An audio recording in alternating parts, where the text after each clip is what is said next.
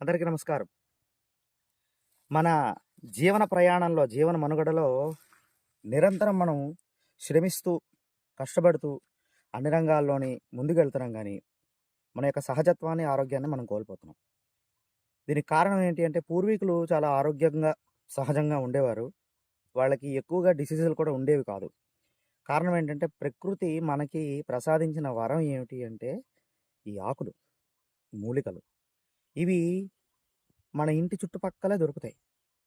నీటి పరిసర ప్రాంతాలు, చెరువు గట్లు, పొలం గట్లు, మురుగునీరు వెళ్ళిపోయే ప్రాంతాలు ఇలాంటి దగ్గరే ఉంటాయి.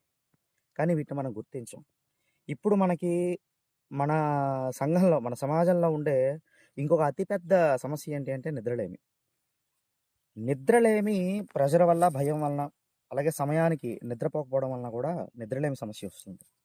నిద్రలేమి ఎక్కువైనప్పుడు ఏంటవుతుందంటే మతిమరుపు వస్తుంది. ఇన్సోమ్నియా. అలాగే ఈ సమస్యలు, ప్రెషరు వీటిని తగ్గించడానికి దీన్ని పులిచింత అంటారు. దీన్ని పులిచింతాకు అంటారు. ఒకసారి చూడండి. దీన్ని బెంగాలీలో సుజనీ సాగ్ అంటారు.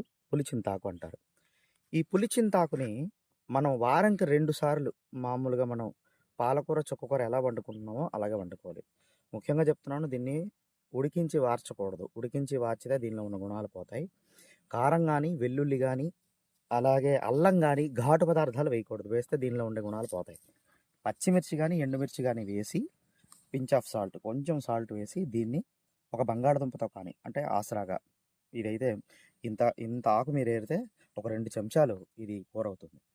కనుక ఇది మామూలుగానైనా సరే అలాగే నూనెలో మగ్గించి కూరగా మొదటి ముద్దతో అన్నంతో తినేయొచ్చు.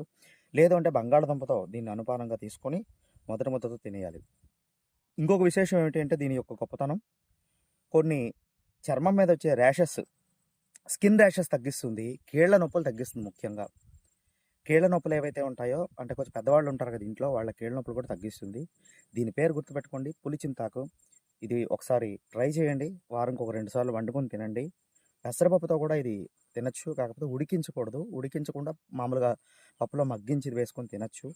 అయితే ఏంటంటే చిన్న నాచు వాసన పోవడం కోసం అని చెప్పి దీనిలో చిన్న టర్మరిక్, అంటే చిన్న పసుపు పిసరు వేస్తారు. వేస్తే పోతుంది.